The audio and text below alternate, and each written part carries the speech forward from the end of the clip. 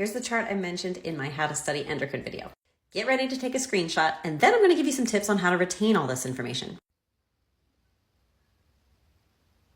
Column 1 is your basic step 1 anatomy and physiology. It's everything that's normal about the endocrine system.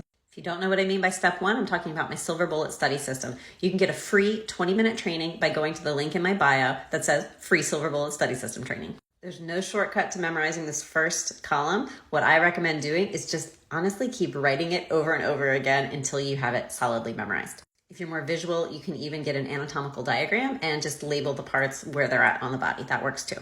Now columns 2 and 3 are the rest of the step 1 information that you need to know before you can go on to study the endocrine disorders. This is the physiology part of the anatomy and physiology.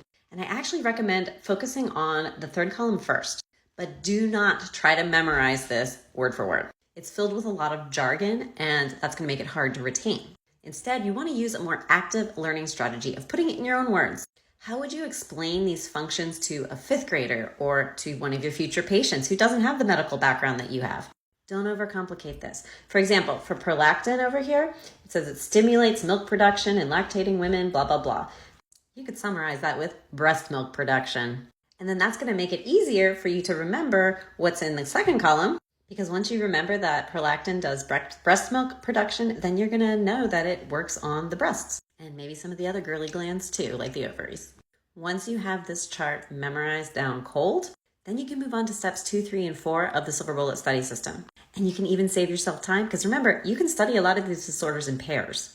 The hormone in question is either too much or too little, which means their symptoms are probably going to be opposite as well. In addition to that, sometimes they're medical and nursing care. If you want some additional help learning how to use this method to study endocrine disorders, I would love to help you in my VIP tutoring membership.